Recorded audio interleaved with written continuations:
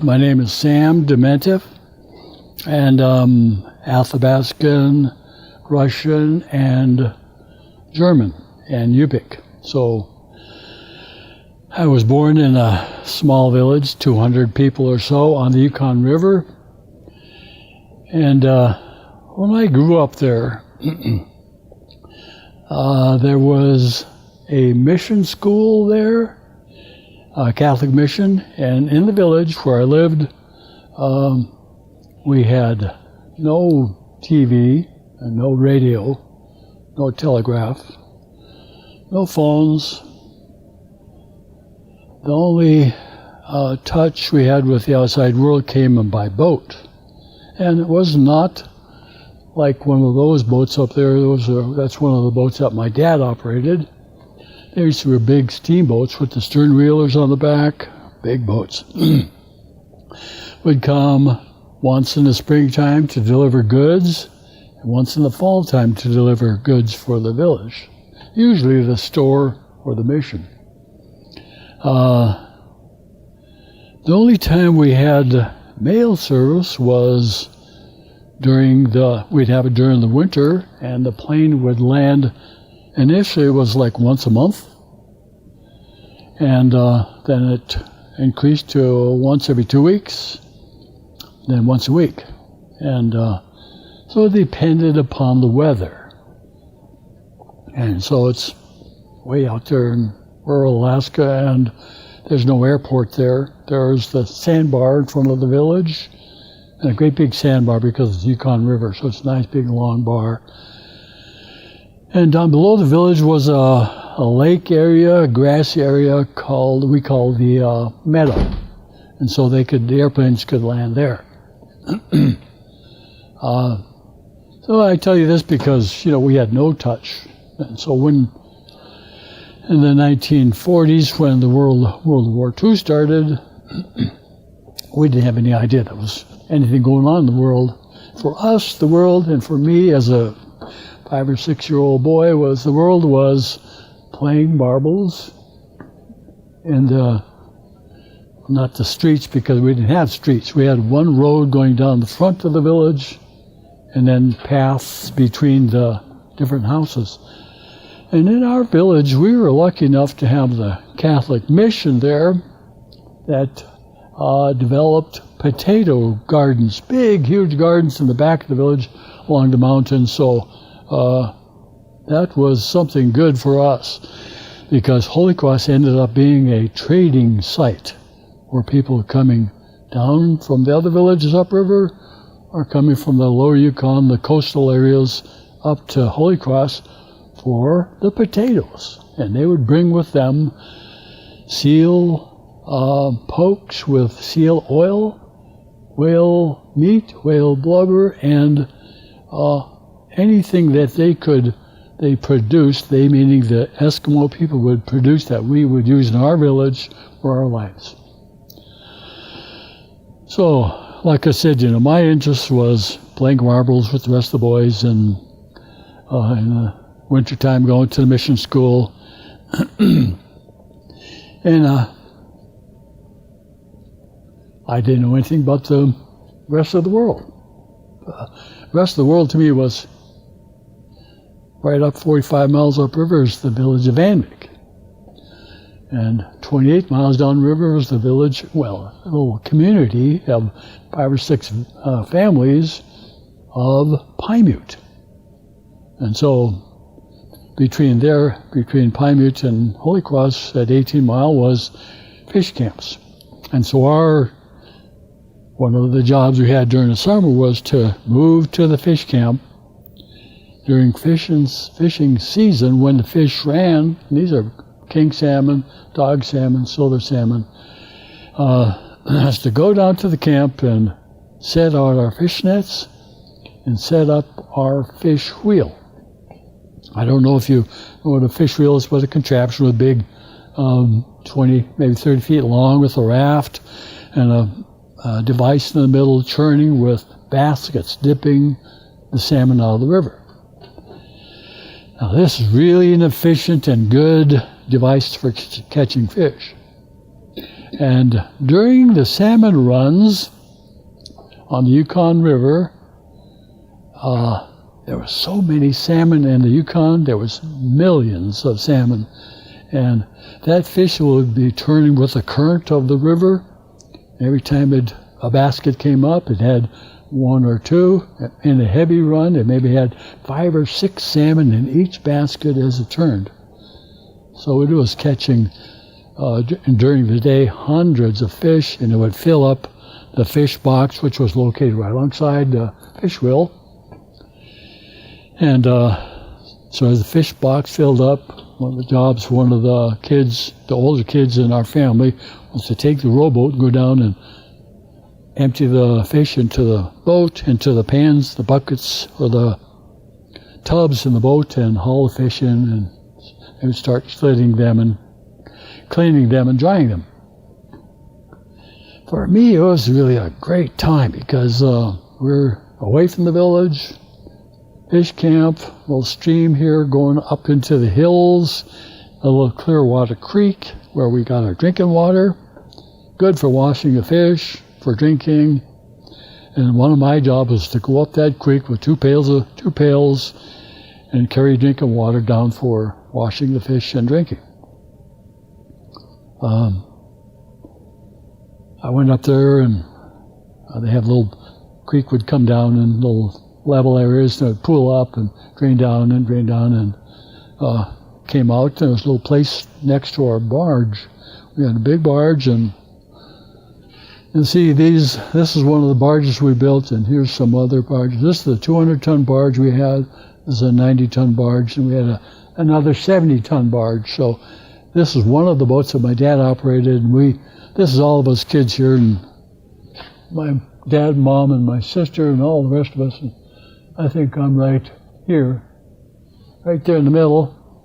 And so we were, as our family grew, Dad became a river freighter, hauling freight mainly from Holy Cross, which had a Standard Oil Company storage tanks there, up the Innoko River, around 240 miles to the Iditarod, and then up the Iditarod to the mining district called Flat and Iditarod. I don't know if you guys heard of the Iditarod sled dog race. Well, the Iditarod sled dog race is being conducted in about 2 weeks on March 6th. And it started because of this gold mining town called Iditarod, where we haul all this freight to.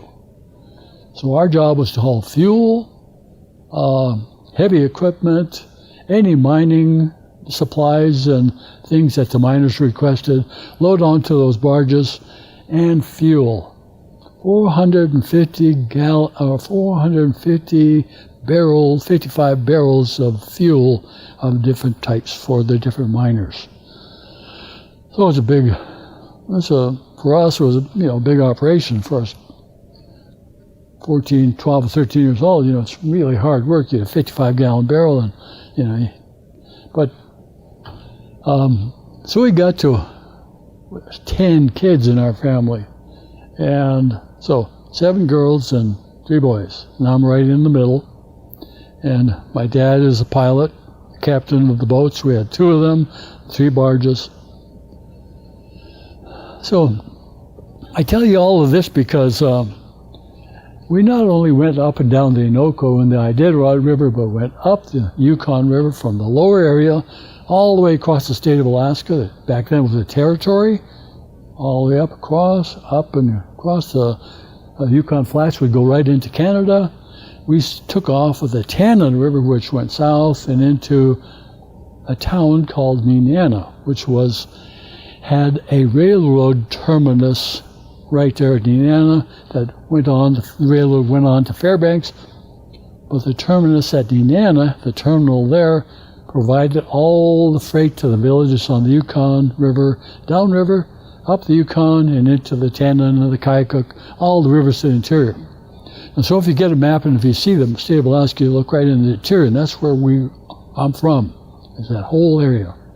So we traveled these villages, and I got to know many kids up and down those villages, seeing hundreds and and thousands, literally, of migrating geese, ducks, swans, cranes, all kinds of birds. And when I say migrating, I remember coming down the Innoko River, this river we have out here.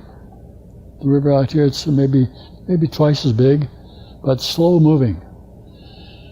Coming down the flats, and the flats means the trees are back along the hills, and there's just big, flat, green grass area, and the river runs right to it, back and forth.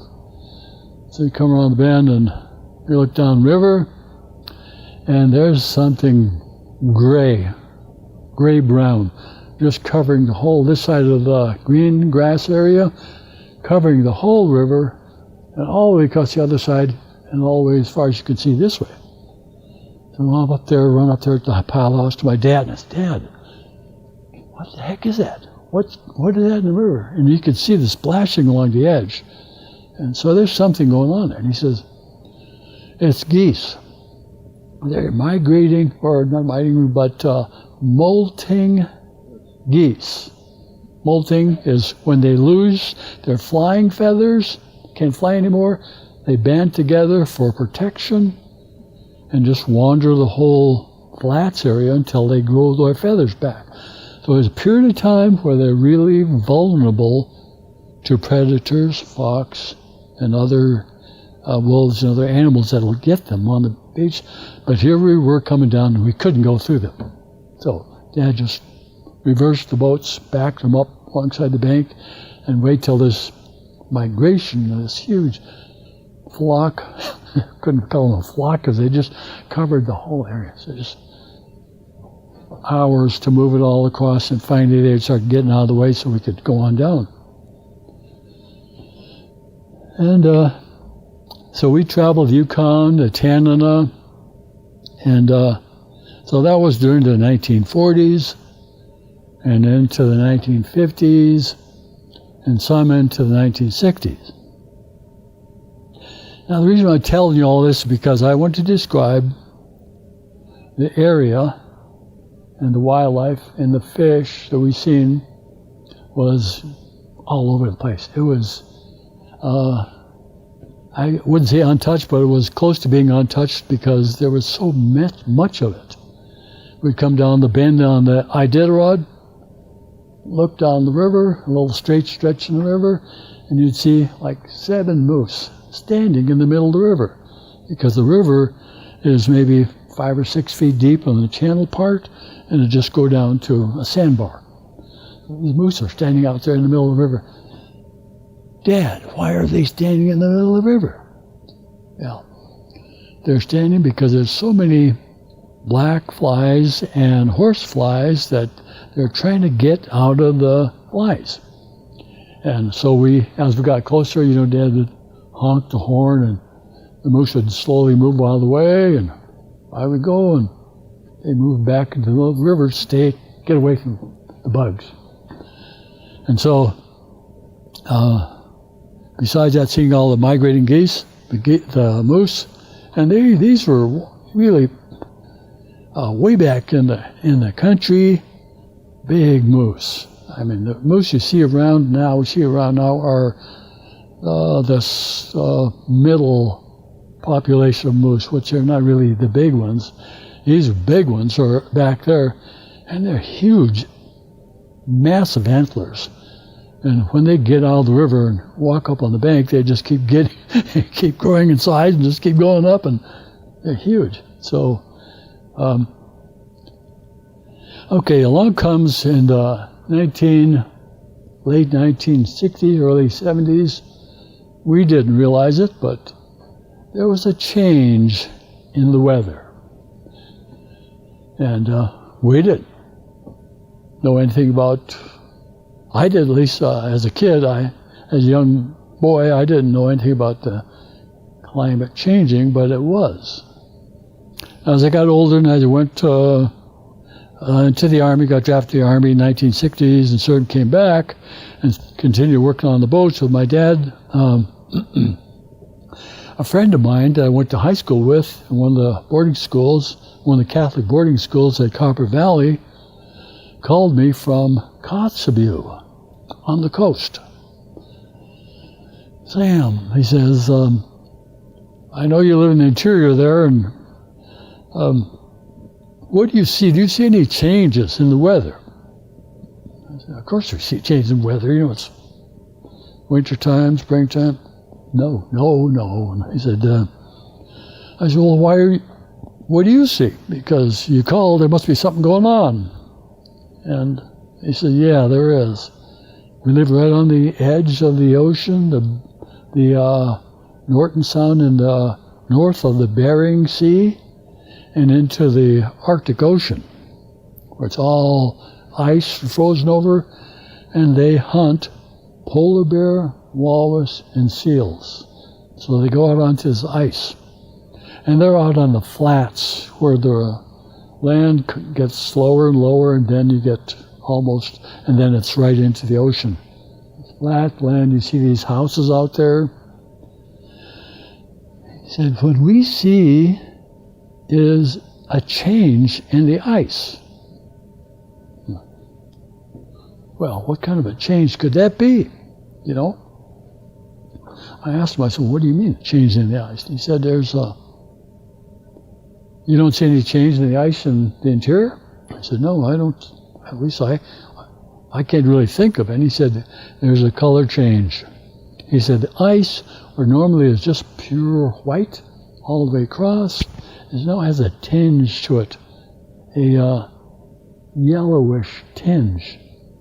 And we start talking to each other and talk to the guys up the village, Point Hope and Conspire, and yeah, there's something settling on the ice.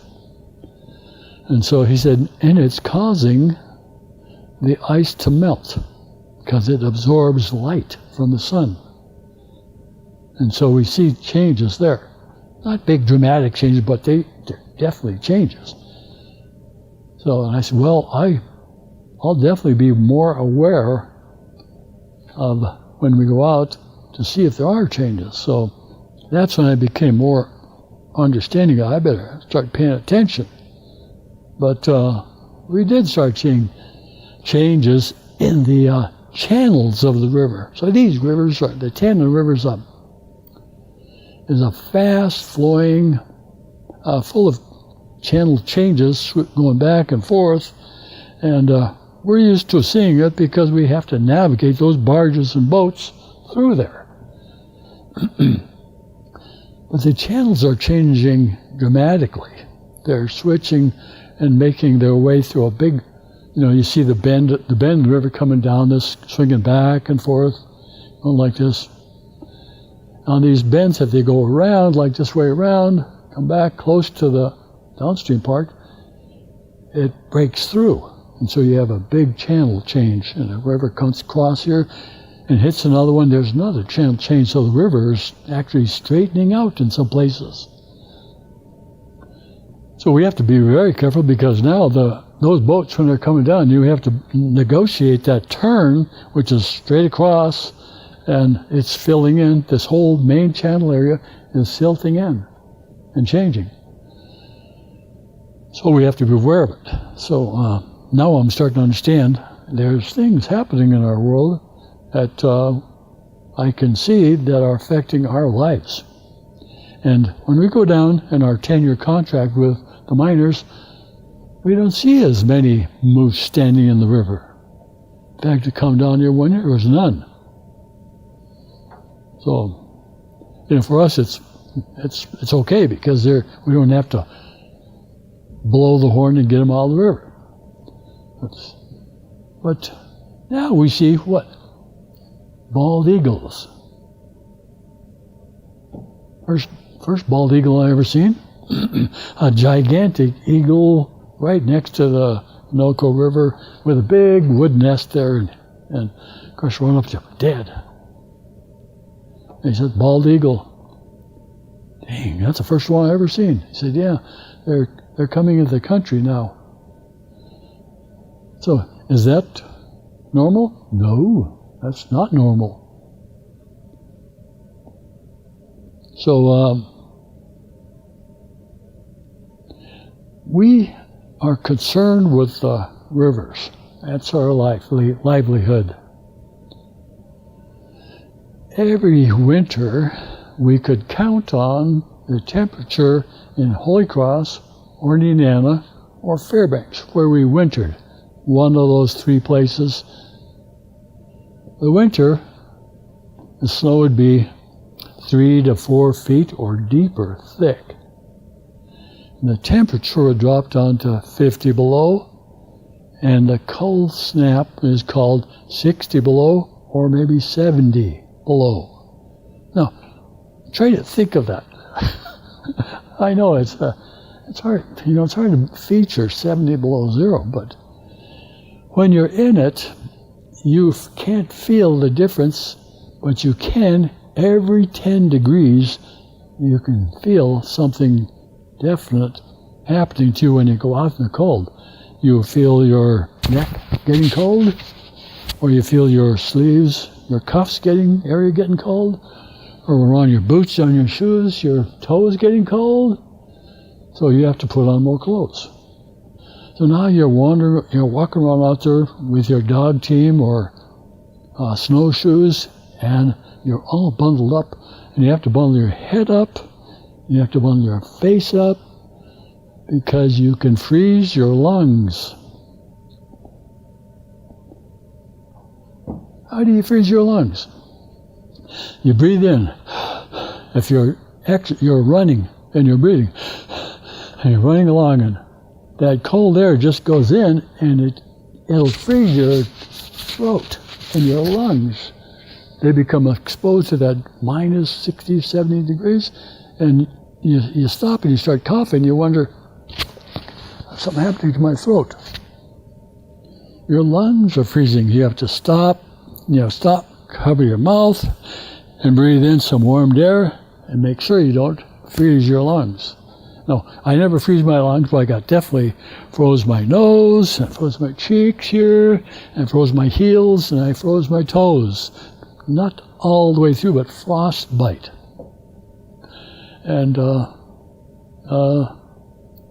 so today I go out there with my snow machine, and during the past 3 winters it got down to 20 below zero, maybe once or twice, 1 or 2 days during the winter, and it never got to 40 below zero. So is that climate change? Absolutely.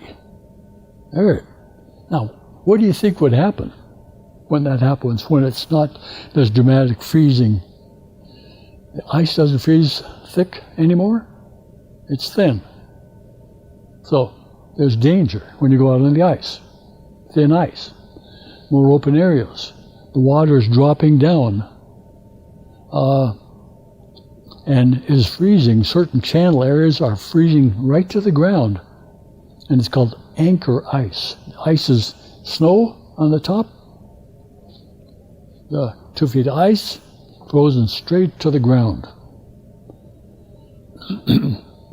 Now that's important to know, because during next spring, the breakup, the water has to raise above that ice and snow in order for the ice to float loose. It's frozen to the ground. Now, it won't break loose until sometime 10 or maybe 2 weeks later, after being exposed to the water and there's current. Then this anchor ice will break loose, float up, has dirt on the bottom. And so it's barely floating. Sinks down, and it'll get stuck in the sandbars, and it's perfect for causing an ice jam in the confined areas of the rivers. And it's going along the bottom, got the ice going along the top, ice jumbles around, turns, hits each other, builds a wall, ice on top, and slowly and you have a big ice jam, then a flood upriver. They had one of the largest floods at Galena. Remember, we were looking at Bishop Rock, Bishop Mountain, there's a little place in the Yukon River. It just makes a real quick bend, and it's narrow, right next to a hill, and the Yukon is just confined to a small area. Every year the ice jams there. This about 4 years ago. It jammed there, and the jam got thicker and thicker and just covered the whole area, and the water backed up. And the water backed up almost 40 miles up the Yukon River from Galena. 45 miles up is Ruby, the next village up on the hill. There was a lake formed there all the way almost to Ruby. So, and Galena is protected by a big, massive dike, a gravel road around the Air Force Base, which houses and is the base, Air Force Base for military jets. And that airfield has to protect those jets from anything. So this big, massive dike surrounds the airport, the airfield. And it got within inches. In fact, it went over in some places in the lower area, almost flooding that airfield. That would have been disastrous, for the Air Force there if that happened. But when I go down, and we're in this boat, and the boat is alongside the Yukon at Galena. The bank at Galena is higher than the pilot house top, is maybe 8 feet higher. So that's how high the riverbank is at Galena. And the riverbank, if you're standing on the riverbank and you look back to the dike, it's, I don't know, maybe 14 or 15 feet higher. So you have this, and for me, it's hard to feature it. Now, what caused that? I think it is climate change, because you had a high melt upriver in the areas, the land areas, the snow there melted fast, drained into the Tanlin, into the Yukon River, and this ice jam just built this water, massive jam. So I'm sitting there at home watching TV, and you see the president and the Congress and other people talking about they're denying there's climate change. Well, I understand that, and I think, even down here in Boise, you're in a zone, a zone where you don't have as much weather as we do, which is up here in Alaska. So, yeah, we know it, and we see it because I look out my window, my house, and go down the riverbank, and it's been 20 below zero this fall, 25, and it got to minus 40 one night. So it's been pretty cold this year, but not for very long. But don't you think that the water in the Chena River would freeze? Yes, it did. And it froze solid, but as soon as the temperature comes up to 0 or 10 degrees above, the river is continually flowing under the river. It's flowing all year round. This time it came up, does what is called the overflow. It's on top of the river ice into the snow, and I look down there and I call my buddy up and tell him, hey,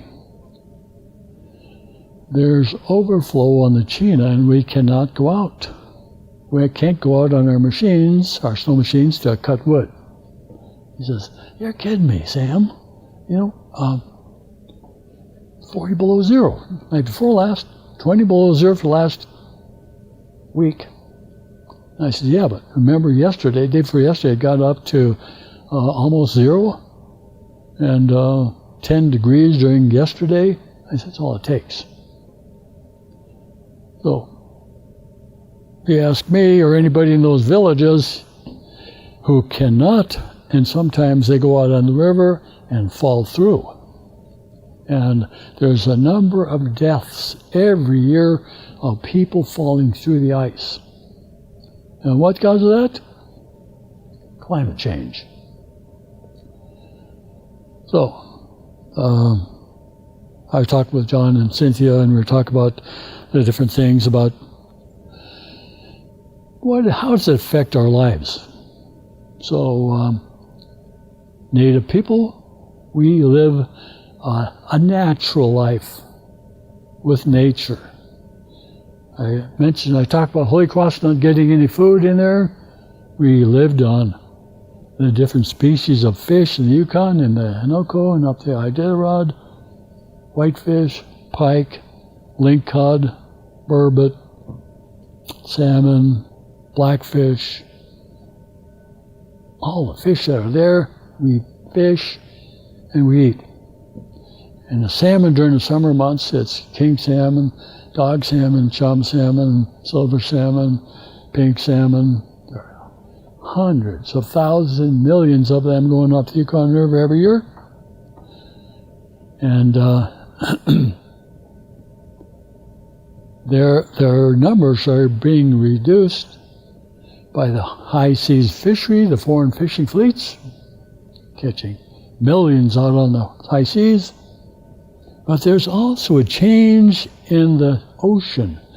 The Pacific Ocean temperature is increasing sometimes and decreasing sometimes. And when it increases in temperature, we believe that it affects those runs of salmon that are growing out in the ocean. So now, and why do we believe that? Just catch the salmon, pull them out. And I was telling John, well, I remember going out with my dad and we'd be catching this salmon this big. And you catch some bigger ones, inches bigger, but they're great, big, fat, healthy-looking king salmon. And they're 45 pounds, 55 pounds or more. A salmon, 55 pounds. And they would be caught in the end of the net. The fish net is a net off the side of the riverbank and out. Main channel of the Yukon is here. Fish net is set here in an eddy. Fish are all caught into here. But these king salmon are caught way over in the lower far end, close to the bottom of the river. Right in that corner are these big, huge king salmon. So my dad pulls them up and he's honking them on the head and throwing them in the boat. And we're getting them, we've got a whole bunch of them in there. He taps them on the head and he said, Sam, those are called Canadians. They're called blue nose because they have this tinge on their nose, but they're Canadians. So they're going to migrate all the way to the Yukon River. They're going into Canada. They're going up into Lake LaBarge and Jack London and Lake LaBarge, all that, Anyway, they're back up in those lakes, and they have to travel this 1,500 or 2,000 miles of Yukon River all the way through the whole state of Alaska into Yukon Territory, all the way up into almost to southeast Alaska to spawn in those streams and lakes. So they have to be healthy because they don't eat. And now you go down there now and you catch them in there. Smaller, they call them jack salmon. And they're small salmon, king salmons, and you see them and you just kind of feel sorry. Why are we catching these fish? Well, mainly because the bigger salmon, some of them have spots on them, white spots. Something going on with their environment. There are scars on them. There are sores on them. There are parasites on them. So why is that? Well, we think it's climate change. El Nino and that change in the oceans, Pacific oceans, probably affecting the health of these fish. So, so is climate changing? Yes, it is. So these salmon, they go up to where my mom is at Anvik, right upriver. There's a nice river that comes down. It's all clear, crystal clear, and it produces billions of salmon, 7 or 8 million annually. But now it does maybe 1 or 2 million, maybe. When they go up that river, what eats spawning salmon? After they get up in those shallows and they're spawning and they die and they're up there, what eats salmon? Bears, right. So, in this river, the Andic River, is a population, an unknown, not known to the general population of Alaska, but we know of it, and we know of it in Holy Cross, but the people of Andic know of those brown bears because they are in this system. And their food is the salmon produced on the Andic River. So we start seeing or hearing in our fish camps at Holy Cross, which is up towards Andic, your fish camps, they are starting to see brown bears there coming into their fish camps. Never happened before. So you see this link. Climate change, less salmon, less feed for a species that lives on them. Where do they go? Go where the food is. They come down to Yukon, come down the Yukon River to these fish camps that are dried salmon, dried guts, dried heads, dried fish. And so they're going into, and they actually scare a lot of people because going back to Bill and saying, there's a brown bear up to our camp. Yeah, what do you mean? There are no brown bears here. They say, oh yeah, there are brown bears up the Andic. Well, they don't come down here. Yeah, they are coming down here, and they're going upriver. So they're climate change. So, it's we just... I just wondered if you could maybe say something about, we talked about respect, and maybe indigenous wisdom, looking to indigenous wisdom for some solution. Yeah. This, when I first learned about respect and talking about my dad and the Indian people and the Native people and how they teach their young kids about how to live this natural life and how to hunt and fish and the things, their belief and their idea or their belief is that everything has spirit, spirit of the earth, or has a spirit. All the trees have spirits, fish and game and birds and everything, wind, water, have spirit. And so my dad never really taught us very much about that, but he calls me and my brother over to this boat. Right in here is the diesel motor. That's my dad there. And we push these barges up and down the Yukon, those different rivers. And so the way he taught us indirectly was he brought me and my two brothers, and I'm the youngest guy there, and he says, you boys, see that diesel? Yeah. He says, do you see the diesel? Yeah, we see the diesel. And he says, okay. He says, this diesel will only run if it has clean fuel, clean filters, it's oiled, and it's maintained regularly, all the time. And if you don't give it clean fuel or maintain it or change the oil and filters, take care of it, it's going to stop. So I'm telling you this because it's called respect. And this, my dad is a businessman, and he doesn't fool around with words, and he slammed his fist down the table, bam, he hit the table, and he says, you boys, since you're responsible for taking care of these motors, this motor and the other, the beaver, sea wolf, and the beaver, and all the outboards and the pumps and all the light plants and things we use, those are all the same thing. So you have to respect them. Why do you respect them?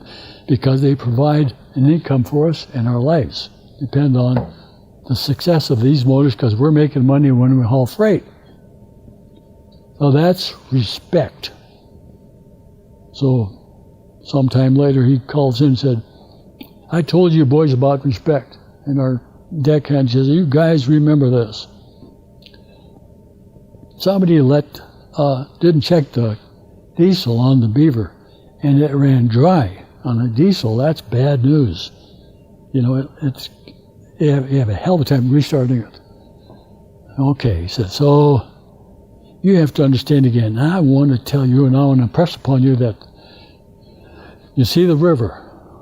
If it wasn't for the river, no boats. See Mom. See your sisters. You take care of Mom. Protect her. You boys take care of your sisters. Help them and protect them. That's respect. He said, so, you see the animals we hunt, the moose and the fish, the salmon. Don't throw this oil in the river.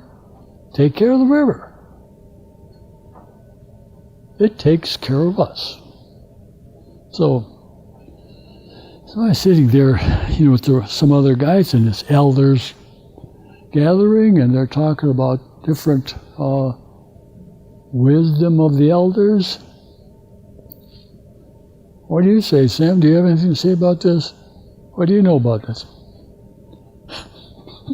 I kind of was, well, I think you have to respect everything. And pretty much, you know, a non-answer. And so I'm wondering, I go back and I'm thinking, well, why did my dad teach me about the ways of our people, about respect? And I started thinking about, oh, wait a minute. My dad did teach me about the ways. And it's respect. And that's why he slammed his fist on the table. Bang, bam. Take care of the earth. Come from the earth, go back to the earth. That's respect. Mom, the women in the village, the men, the young people, the birds, the animals, the earth, the water, the sky, everything has life in it. And the reason why we believe they all contain spirit is because when we do that, it's alive and we will respect it and we take care of it. And I started thinking, oh, my dad taught me wisdom and understanding of the earth and people with one word. So I go to the elders conference and I'm a little more confident now because I do have, hey, yeah. So I get up and give this same little talk I did saying, my dad taught us well with one word, and that is respect. Now I tell you all of this because you all we're all people, right? I'm a Dene, Athabascan. Dene means people. And Nupiat, the people from the far Arctic. Inupiat is people. Yupik means people. So we all identify ourselves as people. People of Boise, the United States, the world. We're all people. And we all have to treat each other with respect and understanding. We all see each other, and they're called races, in a skeptical view because we don't know. It's just not knowing who this person is until you run over and bump into them and they say, let me help you with that, and they help you, then you realize, hey, this is a good guy, or good people. So now you respect them. So then they say, hey, that guy from Alaska, he's okay because he's treating me fine. That's respect. So this wisdom from the elders, and I'll tell you another little incident story.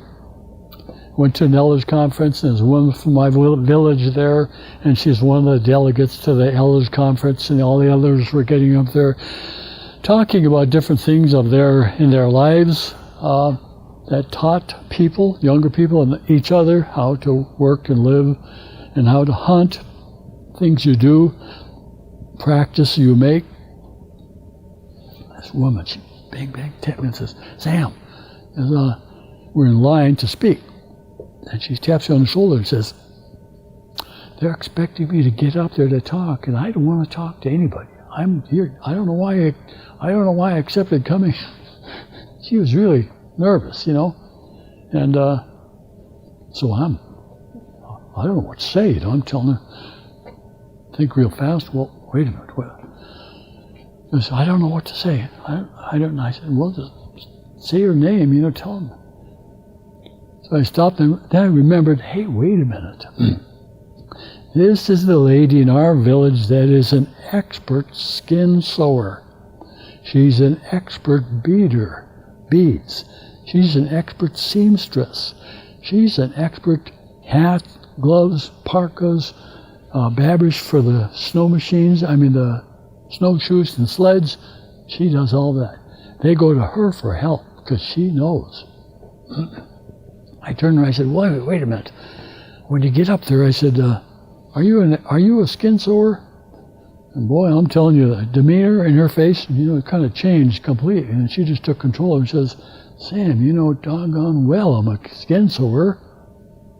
I said, well, I know that, but I just ask you that because these guys don't know. I said, can you give them a few pointers? There's girls there. She says, oh, heck yes. And then she kind of looked and said, oh, okay. Because I got it. And so I gave my talk, and I sat down, and she got up there, and she was stuttering a little bit, and she's kind of nervous, but she says, my name is so-and-so, and I'm from Holy Cross, and I'm a skin sewer. And her demeanor she just took control and says, when you do this, and she just laid down the lawn. These women were just, I was just kind of, oh man, now it's all she needed was just a show, ask her. And there's a quiet guy there that's a hunter. And he says, well, I came here, and he kind of was mumbling through things, and after a while I went over and talked to him, and said, well, why didn't you tell him about your hunting? He said, well, I didn't know they wanted, well, everybody knows I'm a hunter. No, you tell them how you do it. He said, well, they do it different here. I said, we know they do it different here, but they also hunt. You are an expert hunter, because every time he goes out for something, he comes back with something. Now, we go out for something, and sometimes we don't come back with anything. But we do know that this guy in each village, probably each village has one or two people that every time they go out after something, they come back with something. So the elders in the village, if they need food, and they know that, okay, well, what's his name? He's going to come back, and he's going to bring something here, because he knows. And so we talk to those guys, and the fishermen, and the sowers, and the boat makers, and storytellers, It's just a fascinating thing to sit there and listen to the way they tell stories about creation, how the world was made. And I'll tell John and Cynthia that I went to a conference where James Michener was giving a talk about his plan to write the book entitled Alaska, gathering information on it. So he met with us here in Fairbanks, and so the elders there, and I was part of the group, and he said, I'm here just to ask for your help. If you can tell me about what you know and your knowledge and experience in life of how Alaska was formed and how you live in your villages and your life. So the elders there said, well, how far back in time do you want to go? He said, well, I wrote the one on Hawaii when the earth was cooling, and, oh, yeah, you want to go way back.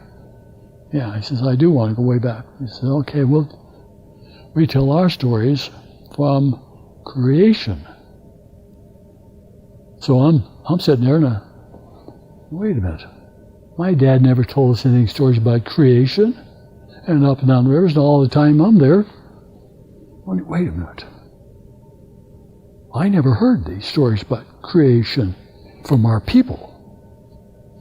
So I just my attention was just 100%. I'm listening to this, and they said, yeah. These other ladies start talking and saying, yeah, here's how we do it, and here's how we... And there's two versions. One that takes 1 week to tell of the story of creation from the native people's lives, and other version, and it starts in the fall time and goes all the way right through December 25th, or the middle of December, and ends there. So I made it a point during a break to wander over there and pull one of those ladies aside and said, I never heard of this. I never heard of these creation stories. When did that happen? And he looked at me like this, and like, what do you mean you never heard of stories like that? And I said, well, I never heard of it. He said, well, did your mom and dad tell you anything? And I said, oh yeah, they told me. Well, she says, when you want to know something like that, it's when you want to know how we live, and where we came from, and who we are, and how we live, everything. Ask an elder. So just think about when you were kids, when you were young, and the girl and others. When we want to know something in our lives, run to mom. Hey mom, what's this? Or hey dad, what's this? Or teacher or something. We ask, right? We ask to find out. So if you want to know something from the elders, any elder, run up to them and ask your question, whatever it is, because they'll be very happy to tell you that they know how this or that or whatever it is works. So now I'm telling you the story, and so I'm telling it. Sounds like 7 days. 25th of December. Sounds like the Christian beliefs. Sounds like the Bible. Sounds like some 25th is Jesus' birthday. That sounds like Bible stories. So I asked one of the elders I know real good, and she says, well, they didn't ask about our Christian beliefs, because you're Catholic, I'm Episcopalian, and we know our religious beliefs, but the question was not, what is your Christian belief? The question was, what is your native Indian beliefs? And that's what that was. So there's an understanding that our word for God is Dina Hato. Dina is just a word for man. Dina. Dine is people. Dina is man. Hato is just a word for describing size or big. So God, big man. There. So he has always, and the native people say this, he says that I am with all people. And this is in the Bible too, So we're kind of getting off track, but we're still talking about native wisdom. So this story that I heard from the lady there, she said, well, I could tell you more stories about native stories about the future, and kind of piqued my interest right now, because, you mean we know about the future? Yeah, we do. She says, I said, well, I want to hear it, because I want to know what's going to happen. She says, well,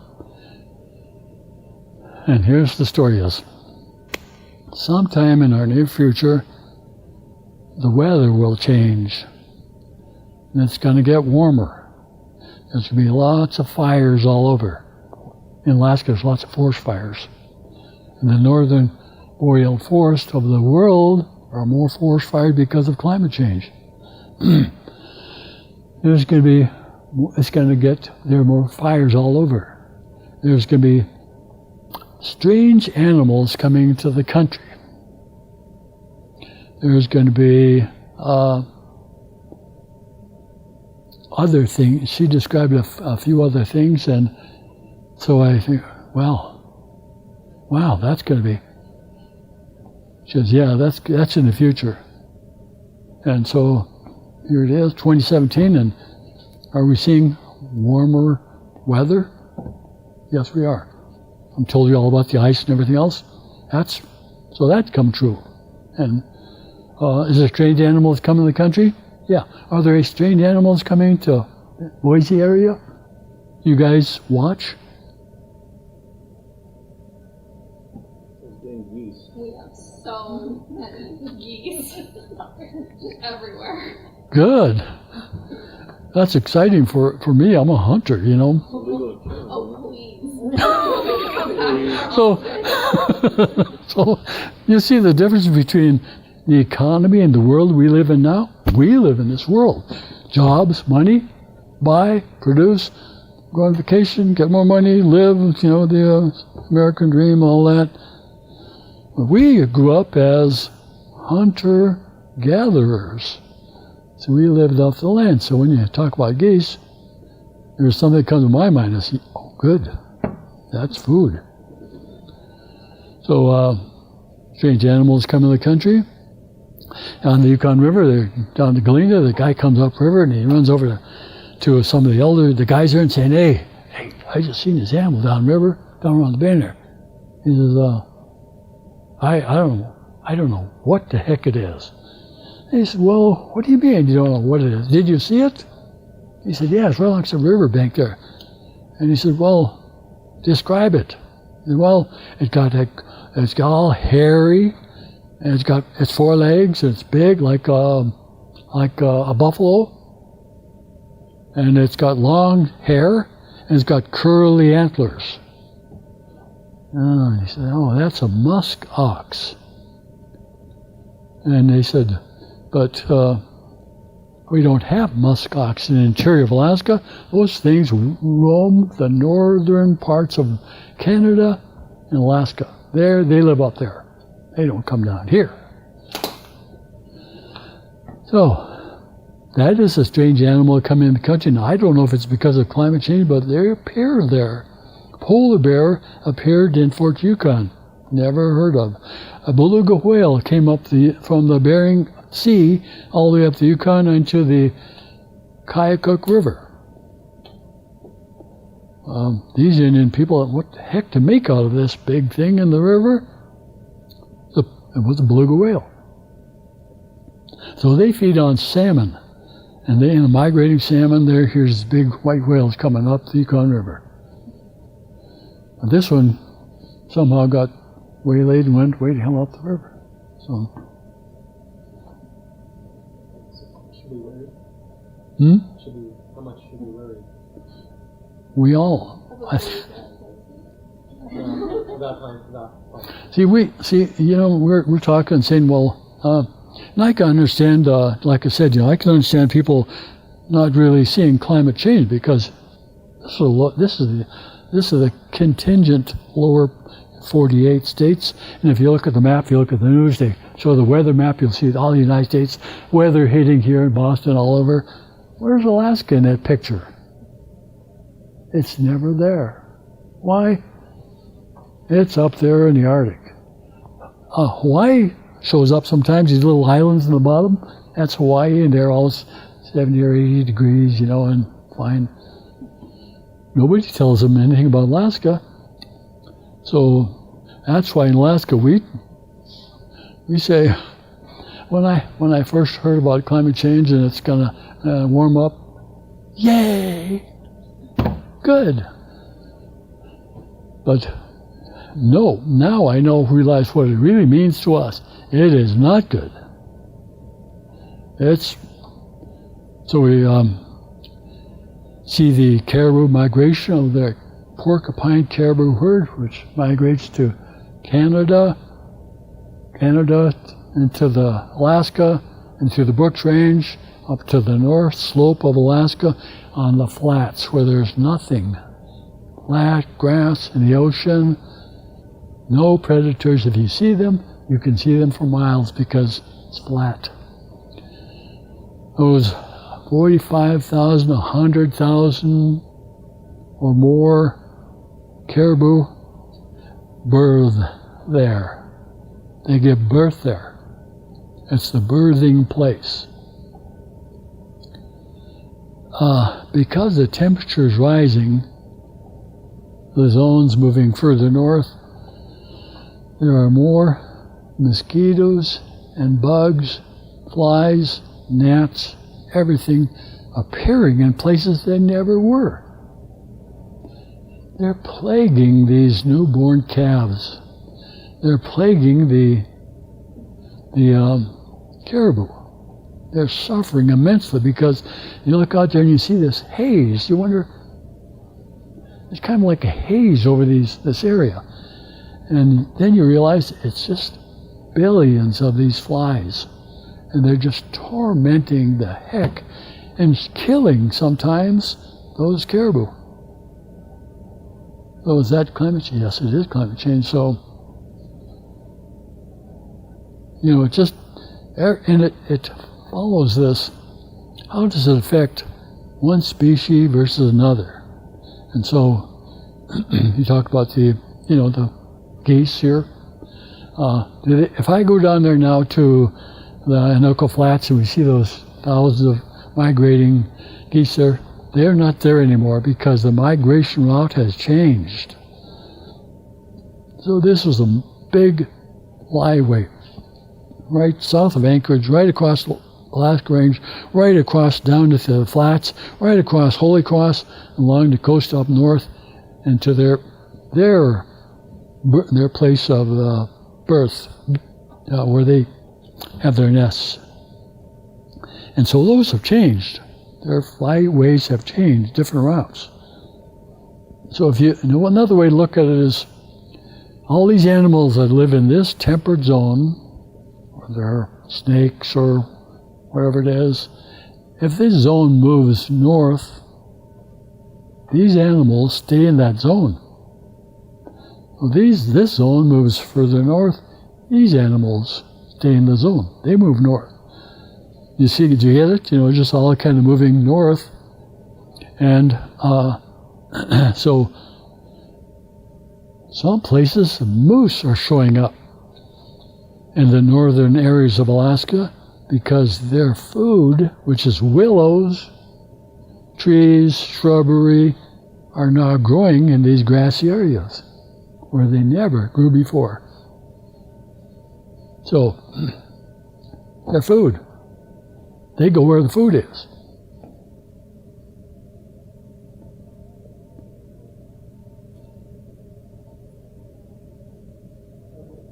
Thank you very much.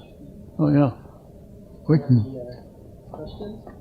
Oh, wait, let me talk a little about the boats. Okay. This here, when you get a chance, if you come up and look, this is a barge we built. It's a 200-ton barge. And my dad, like I said, he was a businessman, and the way you haul freight is just haul more freight, more money, more trips, anything. So his focus is work and business. We built that barge, and I remember I was like 13 years old, and it's upside down right now on the banks of the Chena River. And it took 3 of these cranes to lift it up. The Chena River's right over here. Take the barge, lift it up, flop it over on the bottom, and you put the deck on. Once you do that, slide into the river, launch it. It was built in a certain way. And I didn't know my dad could do that. I didn't know he knew how to do all of these different things, but I was really proud of my dad after realizing that he knows a lot.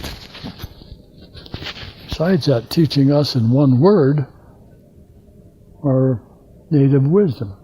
Of course, he did a lot of things up and down the river. He said, don't hunt these animals. Don't hunt the porcupine. Leave them alone. Why, Dad? These are survival animals. Meaning, if you're caught out in the wilderness, you're stuck out there, no food, no matches, no anything, you can always drink water of the rivers, creeks, streams, ponds. You can get a club, find a porcupine, conch.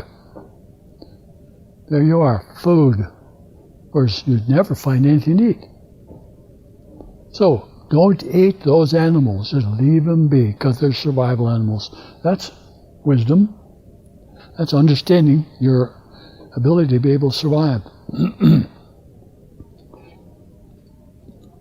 That's I think me right there, my brothers. And this is a 90-ton barge, and that's a 200 barge right in front of our landing on the Chino River. This is called the Sea Wolf. And it has a stern wheeler back here. The other boat on the other side is called the Beaver, and it's a tunnel hull, diesel-powered boat. And I had this article was written by a guy that worked with the Catholic Diocese in Fairbanks and asked me if I wanted to make comments about climate change, about wisdom, about what we should do with our lives. And how do you see, as a native man and elder, how do you conduct your life? And how do they, when you're operating the boats, what do you do? I said, it's all through observation. We stepped out, and you step out of here, out of your house, open the door. Oh no, it's snowing. Oh no, it snowed. All you're doing is observing what's happening in the weather. So, how to answer his question about how do we see, we land on these villages, and my dad goes up the bank there, and he sees some of the men he knows there and walks over to them and says, it's our first time down the Yukon. Shake hands. Charlie, he says, I'm heading down. We're going down to Holy Cross, head up the Inoko. Have you been downriver? And he said, yeah, I've been down. He says, what is the cutoff look down at the mouth of the Tozitna River? Right down below Tanana.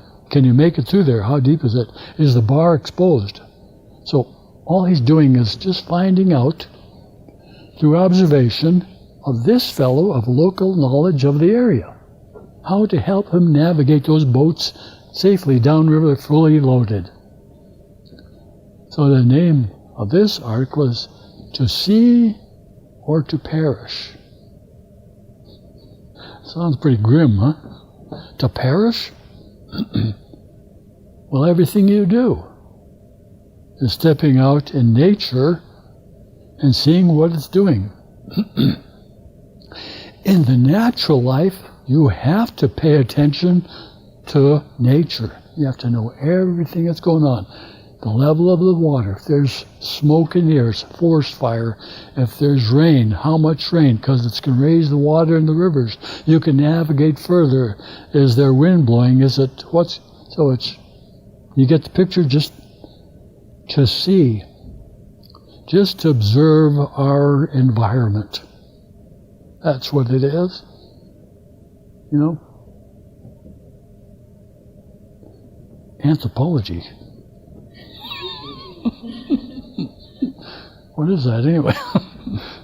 Well, I think that's pretty much that. All right, thank you.